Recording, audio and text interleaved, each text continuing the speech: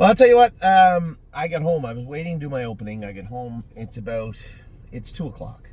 It's just after 2 on Sunday. Football's in full swing. I finished up the barn. I went in. Carlos cleaning up the first shed row, getting ready to paint. The paint gun didn't work, so we had to go and get a new paint gun. I got home and Amy was having a nap. Now, if you guys know my wife at all, she literally makes me look lazy.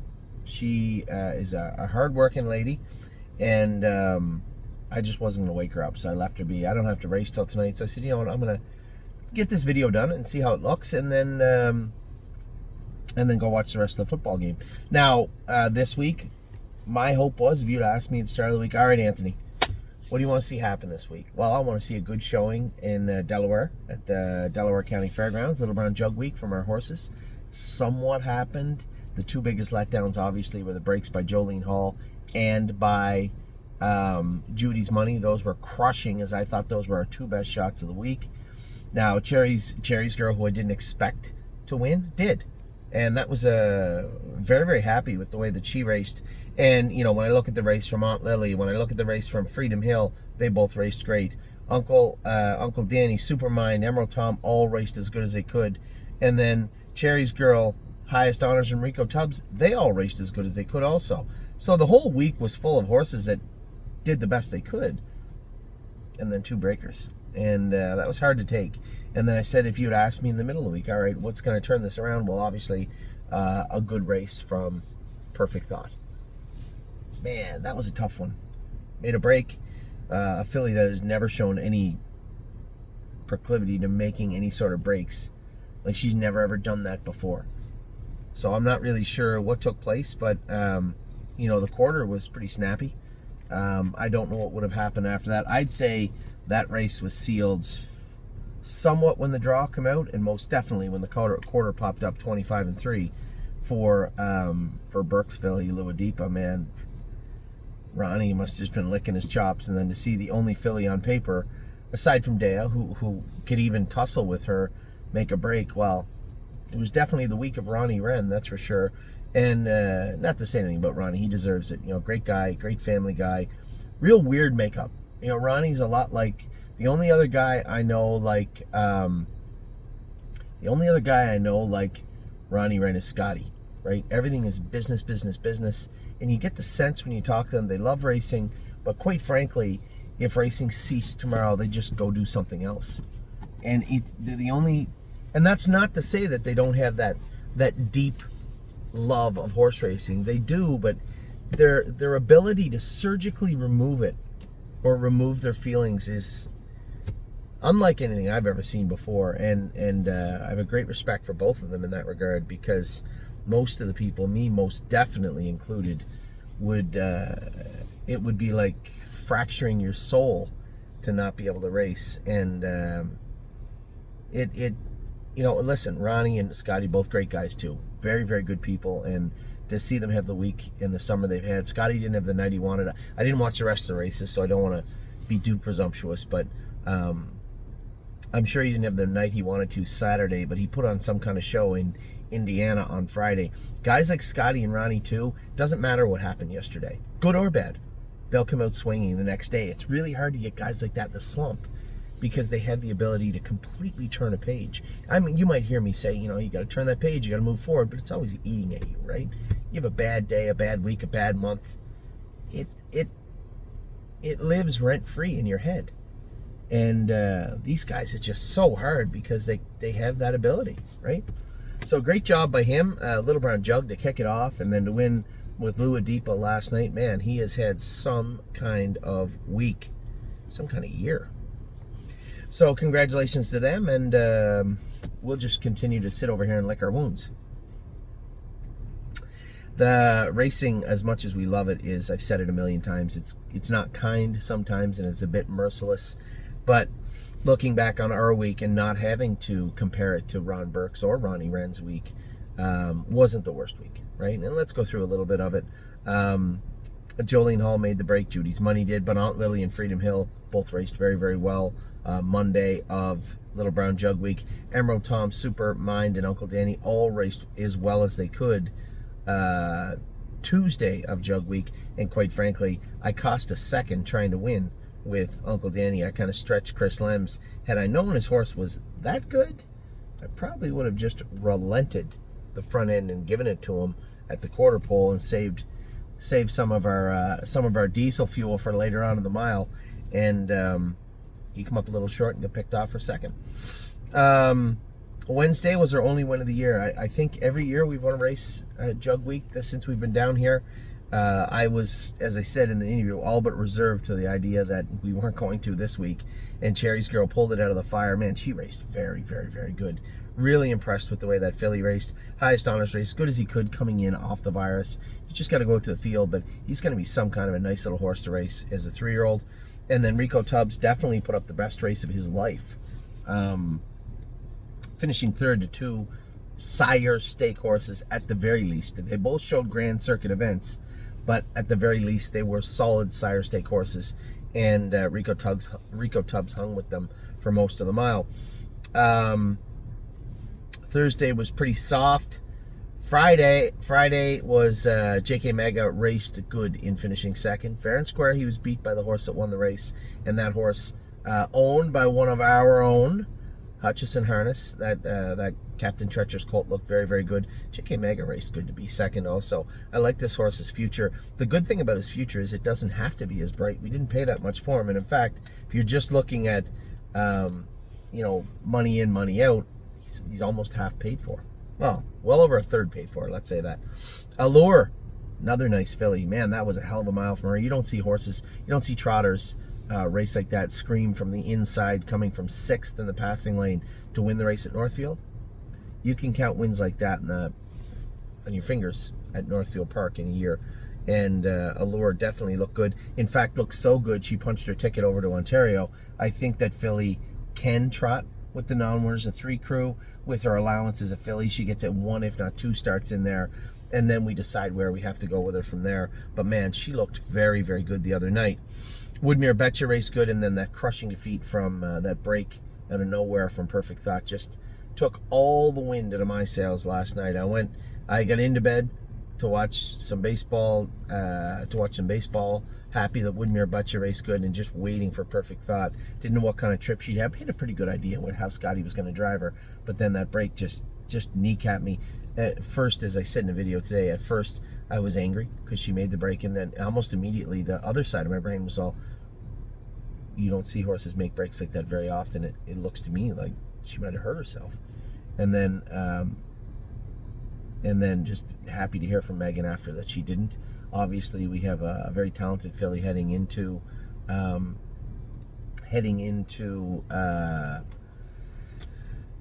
Breeders' Crown and then the 3 Diamonds. But to lose a race that, well, obviously, I can't imagine, had she not made that break, I don't think there's a way we win the race. But we're definitely second or third, and it was just a tough scene to witness. Now tonight we'll kick off a lot of overnight horses and a lot of interest this week. How will Chicago Hull do over here? He looked great in training the other day. How will Rock Shining Star do at Northfield? I don't know about that one. He'll be fine, but you'll probably see him race in Dayton, his next start. Greatest Ending will be in. I know he shows being also eligible at Flamborough, but he's not even in the country right now. He's sitting in a stall at Northfield Park, getting ready to race next week. And Winter Soldier also tonight drew the rail in the open trot. That should be a good spot for him. Yo, Mr. Chicago Hall. And although he isn't on the calendar, he's definitely in the program. Agent Black A. This is Daniel Cardina's horse. First start, he's in a tough spot. Now where's a 6,000? I didn't really know where to start him. I don't really know what to do with this guy until we get a look under the hood. Can't get a look under the hood until we get some competition. Certainly not going to find much of that in qualifiers. I just told him to duck him the other day. Johnny did a great job driving him. I said, just 58. I know they're going to go a little more, just 58. Don't need to go any more than that. He went right on 58 and looked very, very good doing it. So we have a good group of horses coming up right now. We had a good group of horses race last week. Didn't get what we wanted all the time, but that is horse racing. What I found is you better focus on what you did get and what you might get, because what you want, you rarely receive. Now, when it comes to yearlings, we're up to 23 babies right now, 22 of them up here. One of them on the East Coast with the newest edition, Woodmere Rock It. I want to talk to Norm Parker this week. I looked up the mother of Woodmere Rocket, and he campaigned her whole life. Raced her in the Jugette. She raced in the Jugette eliminations, and looked like she was a very, very good horse. Her name was Musette Mindale. So I'll talk to Norm. Not that it matters. We own the horse now, but I'll talk to Norm about the horse. Really, really impressed with the scouting report I got from Jamie Smith. Jamie Smith, PEI isn't a big place, and the vast majority of those horses selling in that sale are in PEI. So Jamie Smith has either looked at them himself or knows people that have looked at them, and he was quite certain and quite confident that the best horse that he saw was the Tobago K's colt, Woodmere Rocket, gelding, I guess, Woodmere Rocket. I have no problems with that. I trust Jamie Smith. I trust him implicitly. And if this is the horse he says is the stable horse for 2026 in the Maritimes, the 2-year-old, then that's exactly what it's going to be. We bought him for $26,000, which was a little bit less than Jamie thought he might bring. So I was happy to pick the horse up. Again, anytime you can get what you want and for a discounted price, you might be off on your estimation of what the horse is worth. But I talked to Jamie in the days leading up to the sale. He told me what he thought he would bring, around 32. I thought if we could get the horse from anywhere between 25 and 28, that would suit us just fine. We did, and that's why we have the horse. So very happy with the newest acquisition, Woodmere Rocket. We have the other 22 horses in the stable right now. I have to get Mr. Collings' horse on the board also. With respect to, I forget the name of his colt. It's a big Jim colt. We're going to break that colt and get him going when I get back from Lexington. Same as the other horses. Most everybody's out in the field. The only one that came back today that is now in the barn is Boitano. He is going to be broke tomorrow and going. You guys might get a chance to look at everybody this week. I don't know. We're working on it. We'll see if we can't get it done. So really happy with the Ohio horses. I'm going to be working on everybody this week. Two-pronged attack for you guys. I want to clean up the Ohio shares. There's no reason we can't do that. Our biggest jurisdiction is Ohio. Our biggest group of owners is in Ontario and Ohio. So there's no reason that we can't get that done. And then obviously I'm going to be sending out some emails this week talking to everybody about our buckets. My goal as we head to Lexington next Saturday will be, again, I've said it multiple times, will be to get those flyer buckets completely subscribed. I know the Philly Trotter one will be for sure. The standalones, for those of you now, the standalone horses this week, just to explain what I just said, the standalone horses are to a high-end pacer and a high-end trotter. We have had a lot of people reach out and say, I would actually enjoy getting into a high-end trotter, a high-end pacer. That's fine, but I don't know the price they'll be. They'll be somewhere between probably 80, 90,000 and 140 or 50,000. And I can't make a bucket up with such a wide berth. So I'm just going to tell you, we are on the lookout for what I would consider a high-end pacer and a high-end trotter. They are going to be standalone horses, which means this. If you email me and say, can you put me on the list to buy into those horses? No problem, I'd be happy to. When we do buy that horse, all the bucket owners and the people on that list will get first opportunity to buy all the shares that are available in those standalone horses. After that, I will put those horses on the market. Within 24 or 48 hours, all those shares will be up that are remaining on those horses in the market for everybody to get a piece of. Most people do want to buy that type of horse. What breed, what jurisdiction, how much did you spend? These are things that I don't know yet. It'll be the best type of horse we can get at that moment, right? Here's how much I think the horse, I can tell you my number one pick, right? I'm not gonna, but I can tell you my number one pick right now on the trotting and the pacing side. I'm not gonna do it. These aren't just horses that are the best horses. Anybody can pick the most expensive horse in the sale. These are horses that I believe are worth a lot, are gonna bring plenty of money, but hopefully less than what I believe they're worth. And if that's the case, those will be the horses to, and don't, I know there's going to be a lot of emails come in. Anthony, any sneak peek on those horses? Just give me a little bit, right? When we're closer to the sale, I'll maybe send those emails out to a couple of people on that standalone list. And in the buckets, I'll tell you who I'm looking at.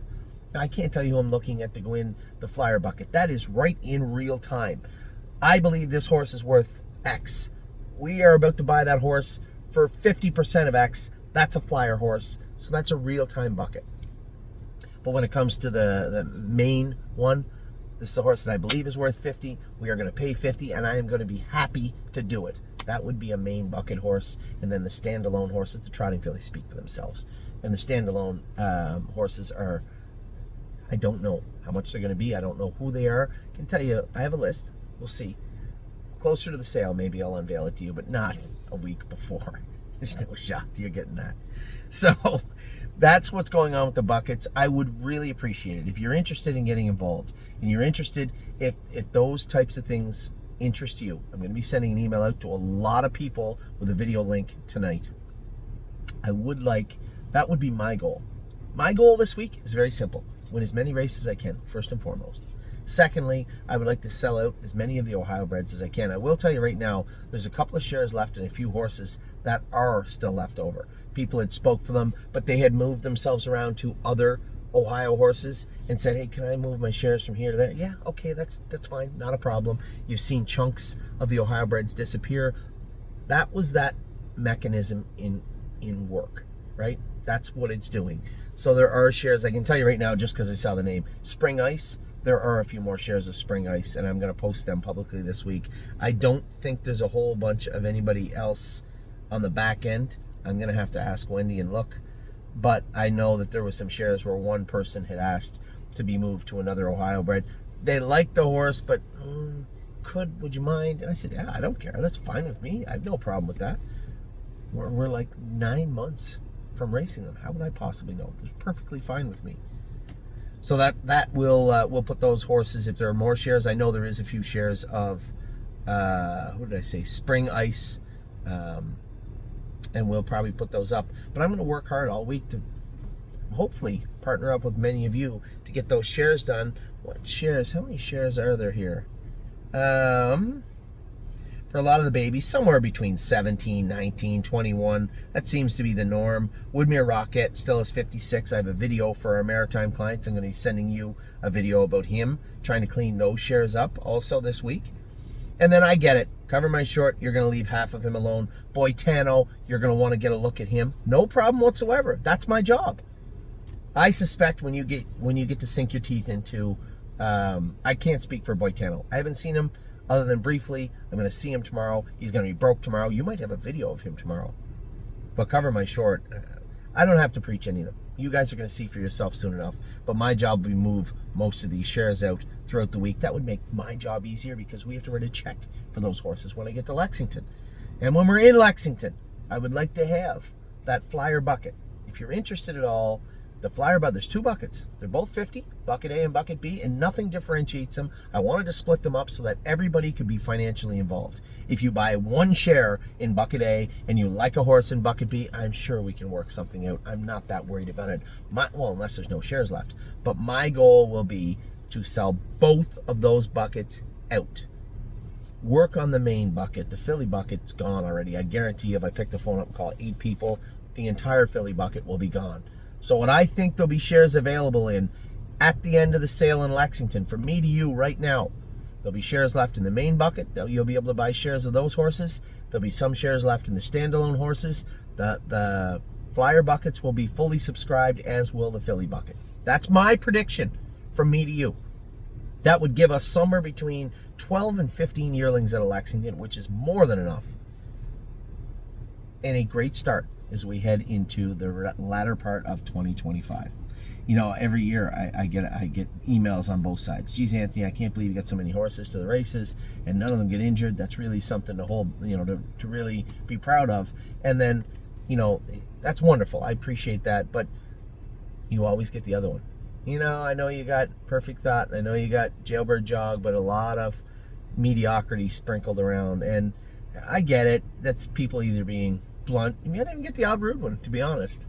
But when I look around at the stables, everybody in general, if your last name isn't Burke, you haven't had a great year. So that's pretty much it. You thought he was dominant before? Oh my dear Lord. Now they're destroying everybody in the breeding market, in the racing market, the 2-year-old market, on all levels. Man, they got the market cornered. They got the horse racing market cornered.